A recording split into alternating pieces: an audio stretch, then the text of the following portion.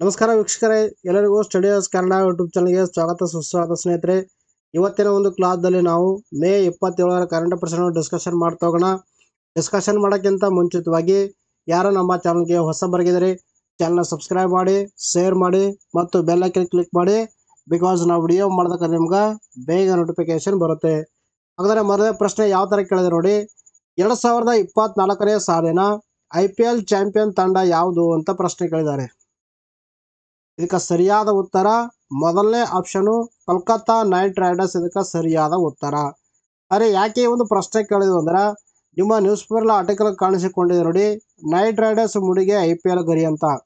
ಇದು ಏನಪ್ಪ ಅಂತಂದ್ರೆ 2024ನೇ ಸಾಲಿನಲ್ಲಿ ಜರುಗಿರುವಂಥ ಈ ಒಂದು IPL 17ನೇ ಆವೃತ್ತಿ ಆಗಿರುವಂಥದ್ದು. ಫೈನಲ್ ಪಂದ್ಯದಲ್ಲಿ ಯಾವುದು ಕೋಲ್ಕತ್ತಾ ನೈಟ್ ರೈಡರ್ಸ್ ಮತ್ತು ಸನ್ ರೈಸರ್ಸ್ ಹೈದರಾಬಾದ್ ಮಧ್ಯದಲ್ಲಿ ಈ ಒಂದು ಪಂದ್ಯ ಏರ್ಪಟ್ಟಿತು. ಇದರಲ್ಲಿ ಕೋಲ್ಕತ್ತಾ ನೈಟ್ ರೈಡರ್ಸ್ ಜಯಬೇರಿ ಒಂದು ವಿಜಯ ಸಾಧಿಸಿರುವಂಥದ್ದು. ಇದು ಈ ಒಂದು ವರ್ಷದಲ್ಲಿ ದೊರೆತಿರುವಂಥ ಕೋಲ್ಕತ್ತಾ ನೈಟ್ ರೈಡರ್ಸ್ಗೆ ಒಟ್ಟಾರೆ ಅಂದ್ರೆ IPL ಹಿಸ್ಟ್ರಿಯಲ್ಲಿ 3ನೇ ಪ್ರಶಸ್ತಿ ಆಗಿರುವಂಥದ್ದು. ಇದರ ಬಗ್ಗೆ ನಾವು ಡಿಸ್ಕಷನ್ ಮಾಡ್ತಾ ಬಂದ ನೋಡಿ. ಕೋಲ್ಕತ್ತಾ ನೈಟ್ ರೈಡರ್ಸ್ ತಂಡವು ಇಂಡಿಯನ್ ಪ್ರೀಮಿಯರ್ ಲೀಗ್ IPL ಅಂದ್ರೆ ಇಂಡಿಯನ್ ಪ್ರೀಮಿಯರ್ ಲೀಗ್ ಅಂತ ಹೇಳ್ತೀವಿ, ಕ್ರಿಕೆಟ್ ಟೂರ್ನಿಯ 17ನೇ ಆವೃತ್ತಿಯ ಪ್ರಶಸ್ತಿ ಗೆದ್ದುಕೊಂಡಿರುವಂಥದ್ದು.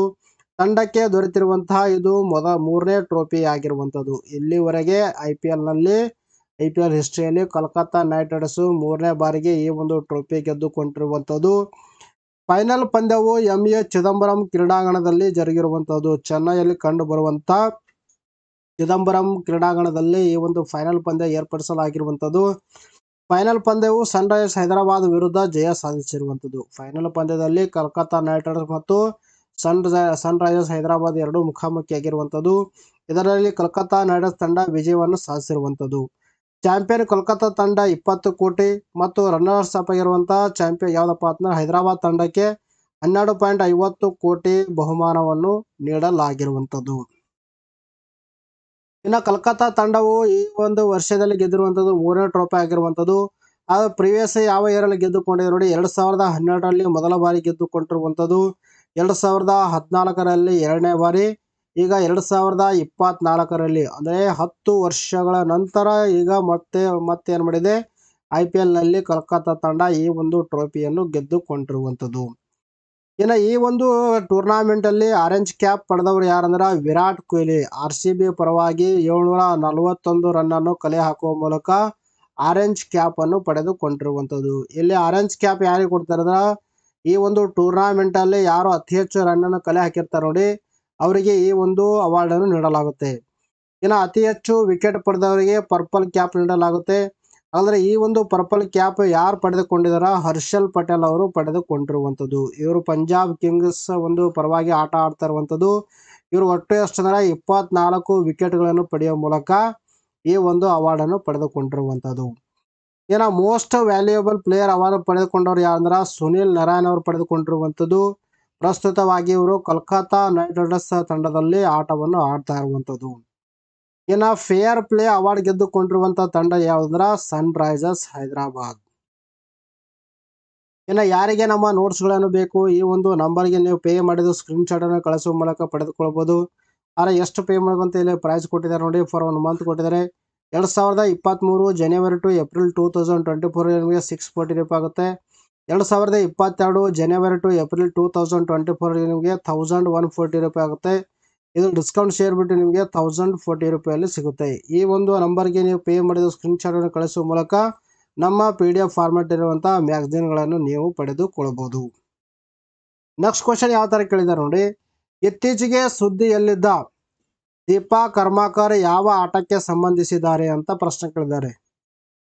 ಇದಕ್ಕೆ ಸರಿಯಾದ ಉತ್ತರ 4ನೇ ಆಪ್ಷನು ಜಿಮ್ನಾಸ್ಟಿಕ್ ಕ್ರೀಡೆಗೆ ಸಂಬಂಧಪಟ್ಟಿರುವಂಥದ್ದು. ಆದರೆ ಯಾಕೆ ಒಂದು ಟಾಪಿಕ್ ಮೇಲೆ ಪ್ರಶ್ನೆ ಕೇಳಿದ್ವು ಅಂದ್ರೆ, ನಿಮ್ಮ ನ್ಯೂಸ್ ಪೇಪರ್ ಆರ್ಟಿಕಲ್ ಕಾಣಿಸಿಕೊಂಡಿದೆ ನೋಡಿ, ಜಿಮ್ನಾಸ್ಟಿಕ್ನಲ್ಲಿ ದೀಪಾ ಏಷ್ಯನ್ ಚಾಂಪಿಯನ್ ಅಂತ ಆರ್ಟಿಕಲ್ ನ್ಯೂಸ್ ಪೇಪರ್ಲಿ ಕಾಣಿಸಿಕೊಂಡಿರುವಂಥದ್ದು. ಇದರ ಬಗ್ಗೆನೂ ಕೂಡ ನಾವು ಡಿಸ್ಕಷನ್ ಮಾಡ್ತಾ ಹೋಗೋಣ. ಏಷ್ಯನ್ ಜಿಮ್ನಾಸ್ಟಿಕ್ ಚಾಂಪಿಯನ್ಶಿಪ್ನಲ್ಲಿ ಭಾರತದ ತಾರಾ ಅಥ್ಲೆಟಿಕ್ ದೀಪಾ ಕರ್ಮಾಕರ್ ಚಿನ್ನ ತಮ್ಮದಾಗಿಸಿಕೊಂಡಿರುವುದು ಈ ಸಾಧನೆ ಮಾಡಿದ ಭಾರತದ ಮೊದಲ ಅಥ್ಲೇಟ್ ಎಂಬ ಹೆಗ್ಗಳಿಕೆ ಪಾತ್ರವಾಗಿರುವಂಥದ್ದು. ಏನು ಕ್ರೀಡೆಯಲ್ಲಿ ಇತಿಹಾಸವನ್ನು ಸೃಷ್ಟಿ ಮಾಡಿರ್ತಾರೆ ನೋಡ್ರಿ, ಅವು ನಮ್ಮ ಎಕ್ಸಾಮ್ಗೆ ಬಹಳ ಇಂಪಾರ್ಟೆಂಟ್ ಆಗುತ್ತೆ. ಇಲ್ಲಿ ಏನಂದ್ರ ಜಿಮ್ನಾಸ್ಟಿಕ್ ಏಷ್ಯನ್ ಜಿಮ್ನಾಸ್ಟಿಕ್ ಚಾಂಪಿಯನ್ಶಿಪ್ ನಲ್ಲಿ ಚಿನ್ನದ ಪದಕ ಗೆದ್ದ ಮೊದಲ ಭಾರತೀಯ ಅಥ್ಲೆಟಿಕ್ ಯಾರಂದ್ರ ದೀಪಾ ಕರ್ಮಾಕರ್ ಅಂತ ಹೇಳ್ತೀವಿ. ಇನ್ನು ಉತ್ತರ ಕೊರಿಯಾ ಕಿಮ್ ಸನ್ ಹ್ಯಾಂಗ್ ಅವರು ಇಲ್ಲಿ ಬೆಳ್ಳಿ ಪದಕ ಗೆದ್ದುಕೊಂಡಿರುವಂಥದ್ದು. ಇನ್ನು ಕೋಂಗ್ ಬೋಲ್ ಅನ್ನೋರು ಇದರಲ್ಲಿ ಕಂಚಿನ ಪದಕಕ್ಕೆ ತೃಪ್ತಿ ಪಟ್ಟುಕೊಂಡಿರುವಂಥದ್ದು. ಇನ್ನು ದೀಪಾ ಕರ್ಮಾಕರ್ ಅವರು ನೋಡಿ 2016 ರಿಲೇ ಒಲಿಂಪಿಕ್ಸ್ ನಲ್ಲಿ 4ನೇ ಸ್ಥಾನ ಪಡೆದಿದ್ದು ಅವಾಗ ಗಮನ ಸೆಳೆದಿರುವಂಥದ್ದು. ಇನ್ನು 2015 ಏಷ್ಯನ್ ಚಾಂಪಿಯನ್ಶಿಪ್ ನಲ್ಲಿ ಕಂಚು ಪದಕವನ್ನು ಗೆದ್ದುಕೊಂಡಿರುವಂಥದ್ದು.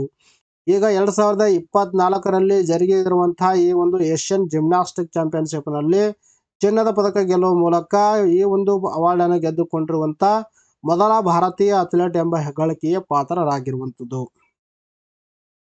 ಇನ್ನು ನೆಕ್ಸ್ಟ್ ಕ್ವಶನ್ ಯಾವ ತರ ಕೇಳಿದ್ರೆ ನೋಡ್ರಿ, ಸೇನಾ ಮುಖ್ಯಸ್ಥರೆಂದು ಏನೆಂದು ಕರೆಯುತ್ತಾರೆ ಅಂತ ಪ್ರಶ್ನೆ ಕೇಳಿದ್ದಾರೆ.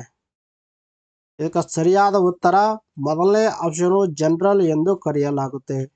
ಆದ್ರೆ ಯಾಕೆ ಒಂದು ಟಾಪಿಕ್ ಮೇಲೆ ಪ್ರಶ್ನೆ ಕೇಳಿದ್ವು ಅಂದ್ರೆ ನಿಮ್ಮ ನ್ಯೂಸ್ ಪೇಪರ್ ಆರ್ಟಿಕಲ್ ಕಾಣಿಸಿಕೊಂಡಿದೆ ನೋಡಿ, ಸೇನಾ ಮುಖ್ಯಸ್ಥ ಮನೋಜ್ ಪಾಂಡೆ ಸೇವಾವಧಿ ವಿಸ್ತರಣೆ ಅಂತ ಆರ್ಟಿಕಲ್ ನ್ಯೂಸ್ ಪೇಪರ್ ಕಾಣಿಸಿಕೊಂಡಿರುವಂಥದ್ದು. ಇದ್ರ ಬಗ್ಗೆನೂ ಕೂಡ ಡಿಸ್ಕಷನ್ ಮಾಡ್ತಾ ಹೋಗೋಣ. ಸೇನಾ ಮುಖ್ಯಸ್ಥ ಜನರಲ್ ಮನೋಜ್ ಪಾಂಡೆ ಅವರ ಸೇವಾ ಅವಧಿಯನ್ನು ಸರ್ಕಾರ 1 ತಿಂಗಳ ವಿಸ್ತರಣೆ ಮಾಡಿರುವಂಥದ್ದು. ಮೇ 31 ಜನರಲ್ ಪಾಂಡೆ ಅವರು ನಿವೃತ್ತರಾಗಬೇಕಾಗಿತ್ತು. ಆದರೆ ಜೂನ್ 30 ಕರ್ತವ್ಯ ನಿರ್ವಹಿಸಲು ಅವಕಾಶ ಕಲ್ಪಿಸಿ ಸರ್ಕಾರ ಈಗ ಆದೇಶ ಹೊರಡಿಸಿರುವಂಥದ್ದು. ಪ್ರತಿ ವರ್ಷ ನಾವು ಭೂ ಸೇನಾ ದಿನವನ್ನು ನಾವು ಯಾವಾಗ ಆಚರಣೆ ಮಾಡ್ತೀವಿ ಅಂದ್ರೆ ಅದು ಯಾವ್ದಪ್ಪ ಅಂತಂದ್ರೆ ಜನವರಿ 15 ಆಚರಣೆ ಮಾಡ್ತಾ ಇರುವಂಥದ್ದು. ಈಗ ಪ್ರಸ್ತುತವಾಗಿ ಈ ಒಂದು ಸೇನೆ ಮುಖ್ಯಸ್ಥರಾಗಿ ಸೇವೆಯನ್ನು ಸಲ್ಲಿಸ್ತಾರೆ ಅವರದನ್ನ ಮನೋಜ್ ಪಾಂಡೆ. ಜೂನ್ 30 ಅವರೇ ಕೂಡ ಈ ಒಂದು ಹುದ್ದೆಯಲ್ಲಿ ಮುಂದುವರಿಯಲಿದ್ದಾರೆ. BRT ಹುಲಿ ಸಂರಕ್ಷಿತ ಅರಣ್ಯ ಯಾವ ಜಿಲ್ಲೆಯಲ್ಲಿ ಕಂಡು ಬರುತ್ತದೆ ಅಂತ ಪ್ರಶ್ನೆ ಕೇಳಿದ್ದಾರೆ. ಇದಕ್ಕೆ ಸರಿಯಾದ ಉತ್ತರ 4ನೇ ಆಪ್ಷನ್ ಚಾಮರಾಜನಗರ. ಇದಕ್ಕೆ ಸರಿಯಾದ ಉತ್ತರ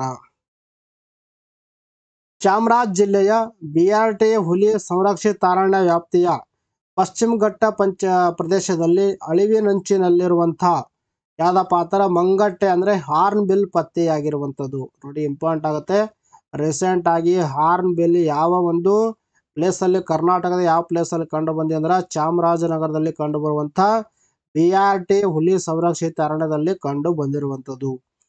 ವಿಶ್ವದಾದ್ಯಂತ ಸುಮಾರು 53 ವಿವಿಧ ರೀತಿಯ ಹಾರ್ನ್ ಬಿಲ್ಗಳಿರುವಂಥದ್ದು.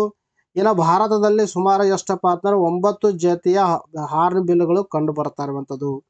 ಆದರೆ ಯಾವ ಪ್ರಮುಖವಾಗಿ ಅಂದ್ರೆ ಕಾಳಿ ನದಿ ದಂಡೆಯಲ್ಲಿರುವಂತಹ ದಡದಲ್ಲಿರುವಂತಹ ದಾಂಡೇಲಿಯಲ್ಲಿ ಮಲಬಾರ್ ಗ್ರೇ ಹಾರ್ನ್ ಬಿಲ್ ಕಂಡು ಬರ್ತಾ ಇರುವಂಥದ್ದು. ಇನ್ನು ತದನಂತರದಲ್ಲಿ ಇಂಡಿಯನ್ ಗ್ರೇ ಹಾರ್ನ್ ಬಿಲ್ ಅನ್ನೋದು ಬಂದಿದೆ. ಆಮೇಲೆ ಮಲಬಾರ್ ಫೈಡ್ ಹಾರ್ನ್ ಬಿಲ್ ಅನ್ನೋದು, ತದನಂತರದಲ್ಲಿ ಗ್ರೇಟ್ ಇಂಡಿಯನ್ ಹಾರ್ನ್ ಬಿಲ್ ಎಂಬ 4 ಬಗೆಯ ಹಾರ್ನ್ ಬಿಲ್ಗಳು ಕಂಡು ಬರ್ತಾ ಇರುವಂಥದ್ದು. ಇನ್ನು ನಂತರ ಏನು ಕೊಟ್ಟಿದೆ ನೋಡಿ, ಭಾಗಶಃ ಅರಣ್ಯ ಪ್ರದೇಶಗಳಿಂದ ಕೂಡಿರುವ ಚಾಮರಾಜನಗರ ಜಿಲ್ಲೆಯ ಹುಲಿ ಸಂರಕ್ಷಿತ ಅರಣ್ಯ ಪ್ರದೇಶ ಬಂಡೀಪುರದಲ್ಲೂ ಹಿಂದೊಮ್ಮೆ ಹಾರ್ನ್ ಬಿಲ್ ಪತ್ತೆಯಾಗಿರುವಂಥದ್ದು. ಇದೇ ಮೊದಲ ಬಾರಿಗೇನೋ ಈ ಒಂದು ಪ್ರದೇಶದಲ್ಲಿ ಕಂಡು ಬಂದಿಲ್ಲ. ಹಿಂದೆಯೂ ಕೂಡ ಚಾಮರಾಜನಗರದ ಒಂದು ಬಂಡೀಪುರದಲ್ಲಿ ಕೂಡ ಈ ಒಂದು ಹಾರ್ನ್ ಬಿಲ್ ಪತ್ತೆಯಾಗಿರುವಂಥದ್ದು.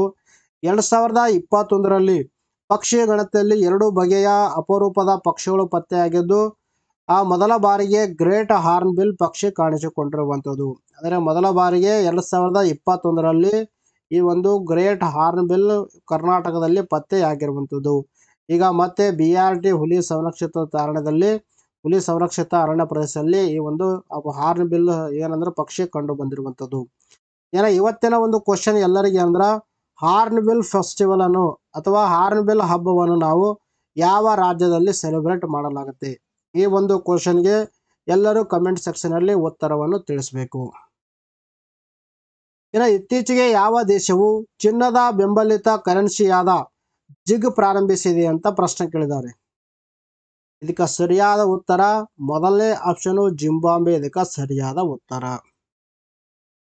ಇತ್ತೀಚೆಗೆ ಜಿಂಬಾಬ್ವೆ ದೇಶವು ಚಿನ್ನದ ಬೆಂಬಲಿತ ಕರೆನ್ಸಿಯಾದ ಜಿಗ್ ಅನ್ನು ಪ್ರಾರಂಭ ಮಾಡ್ತಾ ಇರುವಂಥದ್ದು. ಜಿಂಬಾಬ್ವೆ ತನ್ನ ಆರ್ಥಿಕತೆಯನ್ನು ಅಧಿಕ ಹಣದುಬ್ಬರವನ್ನು ನಿಯಂತ್ರಿಸಲು ಈ ನಿರ್ಧಾರವನ್ನು ತೆಗೆದುಕೊಂಡಿರುವಂಥದ್ದು. ಒಟ್ಟಾರೆಯಾಗಿ ನಮಗೆ ಏನು ಗೊತ್ತಿರ್ಬೇಕಂದ್ರೆ ಜಿಗ್ ಅನ್ನೋದು ಒಂದು ಕರೆನ್ಸಿ, ಇದು ಚಿನ್ನದ ಬೆಂಬಲಿತ ಕರೆನ್ಸಿ ಆಗಿರುವಂಥದ್ದು. ರೀಸೆಂಟ್ ಆಗಿ ಜಿಂಬಾಬ್ವೆ ಅದನ್ನು ಪ್ರಾರಂಭ ಮಾಡ್ತಾ ಇರುವಂಥದ್ದು. ತನ್ನ ದೇಶದ ಒಂದು ಆರ್ಥಿಕತೆಯನ್ನು ಸುರಕ್ಷಿತವಾಗಿಡೋಗೋಸ್ಕರ ಮತ್ತು ಹಣದುಬ್ಬರವನ್ನು ನಿಯಂತ್ರಣ ಮಾಡೋಗೋಸ್ಕರ ಈ ಒಂದು ಸ್ಟೆಪ್ಸ್ ಅನ್ನು ತೆಗೆದುಕೊಳ್ಳಲು ಜಿಂಬಾಬ್ವೆ ಸರ್ಕಾರ ನಿರ್ಧಾರವನ್ನು ತೆಗೆದುಕೊಂಡಿರುವಂಥದ್ದು. ಇನ್ನು ಯಾವ ದೇಶದ ಭದ್ರತೆ ಸಮಸ್ಯೆಯಿಂದ ಡ್ರೋನ್ ಗೋಡೆಯನ್ನು ಪ್ರಾರಂಭಿಸಿವೆ ಅಂತ ಪ್ರಶ್ನೆ ಕೇಳಿದ್ದಾರೆ. ಇದಕ್ಕೆ ಸರಿಯಾದ ಉತ್ತರ ಎರಡನೇ ಆಪ್ಷನ್ ರಷ್ಯಾ. ಇದಕ್ಕೆ ಸರಿಯಾದ ಉತ್ತರ. 6 ನ್ಯಾಟೋ ದೇಶಗಳಾಗಿರುವಂಥ Finland, Norway, Poland, Estonia, Latvia ಮತ್ತು ಲಿಥುವೇನಿಯಾ ರಷ್ಯಾದೊಂದಿಗಿನ ತಮ್ಮ ಗಡಿಯಲ್ಲಿ ಹೆಚ್ಚಿದ ಭದ್ರತಾ ಚಿಂತೆಗಳ ಉದ್ವಿಗ್ನತೆಯಿಂದಾಗಿ ಸಂಘಟಿತ ಡ್ರೋನ್ ರಕ್ಷಣಾ ವ್ಯವಸ್ಥೆಯನ್ನು ನಿರ್ಮಿಸಲು ಯೋಜಿಸ್ತಾ ಇರುವಂಥದ್ದು.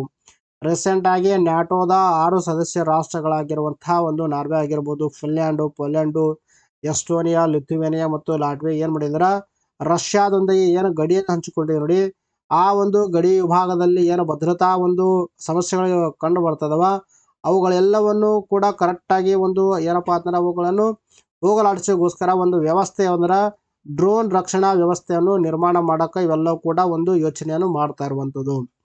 ಸಾಮಾನ್ಯವಾಗಿ ಡ್ರೋನ್ ಗೋಡೆ ಎಂದು ಕರೆಯಲ್ಪಡುವ ಈ ಒಂದು ಯೋಜನೆಯ ಗುರಿ ಯಾವುದಂದ್ರೆ ಮಿಲಿಟರಿ ಪ್ರಯೋಜನಗಳು ಮತ್ತು ಪ್ರಚೋದನೆಗಳು ಮತ್ತು ಮಾದಕ ವಸ್ತು ಕಳ್ಳ ಸಾಗಣೆಯಂಥ ಸಂಭವನೀಯ ಬೆದರಿಕೆಗಳನ್ನು ಗಡಿಯನ್ನು ರಕ್ಷಣೆ ಮಾಡುವಂಥದ್ದು. ಅಂದ್ರೆ ಪ್ರಮುಖ ಉದ್ದೇಶ ಈ ಒಂದು ಡ್ರೋನ್ ಗೋಡೆ ವ್ಯವಸ್ಥೆ ಏನು ಪ್ರಮುಖ ಉದ್ದೇಶ ಅಂದ್ರೆ ಇಲ್ಲಿ ಏನು ಅಲ್ಲಿ ಒಂದು ಬಾರ್ಡರ್ ಒಂದು ಏರಿಯಾದಲ್ಲಿ ಏನು ಮಿಲಿಟರಿ ಒಂದು ಪ್ರಚೋದನೆಗಳು ಆಕ್ಟಿವಿಟಿ ಆಗಿರ್ಬೋದು, ತದನಂತರದಲ್ಲಿ ಮಾದಕ ವಸ್ತುಗಳ ಕಳ್ಳ ಸಾಗಾಣಿಕೆ ಏನು ನಡೀತದೆ ನೋಡಿ ಅವೆಲ್ಲವನ್ನು ಕೂಡ ತಡೆಗಟ್ಟೋಗೋಸ್ಕರ ಈ ಒಂದು ಸ್ಟೆಪ್ಸ್ ಅನ್ನು ತೆಗೆದುಕೊಂಡಿರುವಂಥದ್ದು. ಇದು ನಾರ್ವೆಯಿಂದ ಪೋಲೆಂಡ್ ವರೆಗೆ ವಿಸ್ತರಣೆ ಮಾಡ್ತಾ ಇರುವಂಥದ್ದು. ನಾರ್ವೆಯಿಂದ ಪೋಲೆಂಡ್ ವರೆಗೆ ಈ ಒಂದು ವ್ಯವಸ್ಥೆಯನ್ನು ವಿಸ್ತಾರ ಮಾಡ್ತಾ ಇರುವಂಥದ್ದು. ಇನ್ನು ಇತ್ತೀಚೆಗೆ ಯಾವ ಬಾಹ್ಯಾಕಾಶ ಸಂಸ್ಥೆಯು ಪ್ರೀ ಫೈರ್ ಮಿಷನ್ ಪ್ರಾರಂಭಿಸಿದೆ ಅಂತ ಪ್ರಶ್ನೆ ಕೇಳಿದ್ದಾರೆ. ಇದಕ್ಕೆ ಸರಿಯಾದ ಉತ್ತರ ಎರಡನೇ ಆಪ್ಷನ್ ನಾಸಾ. ಇದಕ್ಕೆ ಸರಿಯಾದ ಉತ್ತರ.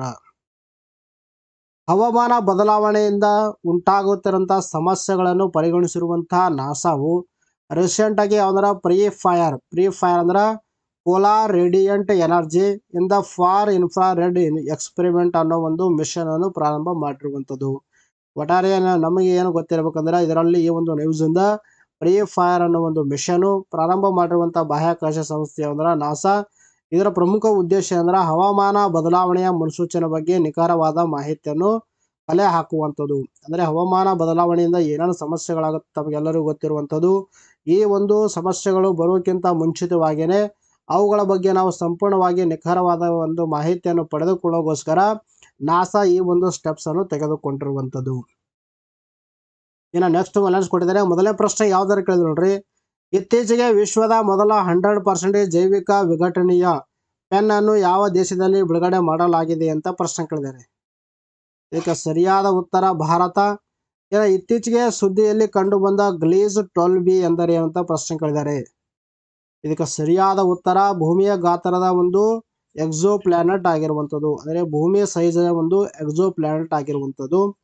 ಇನ್ನು ಯಾವ ದಿನವನ್ನು ವಿಶ್ವ ಥೈರಾಯ್ಡ್ ದಿನ ಎಂದು ಆಚರಿಸಲಾಗುತ್ತದೆ ಅಂತ ಪ್ರಶ್ನೆ ಕೇಳಿದ್ದಾರೆ. ಇದಕ್ಕೆ ಸರಿಯಾದ ಉತ್ತರ ಮೇ 25ರಂದು ಸೆಲೆಬ್ರೇಟ್ ಮಾಡಲಾಗುತ್ತೆ. ಇನ್ನು ಇತ್ತೀಚೆಗೆ ಸುದ್ದಿಯಲ್ಲಿ ಕಂಡುಬರುವ ಸತ್ಯಮಂಗಲ ಹುಲಿ ಸಂರಕ್ಷಿತ ಪ್ರದೇಶ ಯಾವ ರಾಜ್ಯದಲ್ಲಿ ಪ್ರಶ್ನೆ ಕೇಳಿದರೆ ಇದಕ್ಕೆ ಸರಿಯಾದ ಉತ್ತರ ತಮಿಳುನಾಡು. ರಾಜಸ್ಥಾನ ಮರುಭೂಮಿ ಉದ್ಯಾನವನದಲ್ಲಿ ಇತ್ತೀಚೆಗೆ ಅಂದ್ರೆ ಡೆಸರ್ಟ್ ಒಂದು ನ್ಯಾಷನಲ್ ಪಾರ್ಕ್ ರಾಜಸ್ಥಾನದಲ್ಲಿ ಕಂಡುಬರುವಂತಹ ಡೆಸರ್ಟ್ ನ್ಯಾಷನಲ್ ಪಾರ್ಕ್ದಲ್ಲಿ ಇತ್ತೀಚೆಗೆ ನಡೆಸಿದ ವಾರ್ಷಿಕ ಜಲಕುಳಿ ಎಷ್ಟು ಗ್ರೇಟ್ ಇಂಡಿಯನ್ ಬಸ್ಟರ್ಡ್ಗಳನ್ನು ಗುರುತಿಸಲಾಗಿದೆ ಅಂತ ಪ್ರಶ್ನೆ ಕೇಳಿದ್ದಾರೆ. ಇದಕ್ಕೆ ಸರಿಯಾದ ಉತ್ತರ 64. ಸ್ನೇಹಿತರೆ ಇಲ್ಲಿ ಒಂದು ವಿಡಿಯೋ ಮುಗಿಸೋಣ. ಮತ್ತೆ ಮುಂದಿನ ವಿಡಿಯೋದಲ್ಲಿ ನಾವು ಭೇಟಿಯಾಗೋಣ. ಅಲ್ಲಿ ಟೇಕ್ ಕೇರ್. ಬಾಯ್ ಬಾಯ್.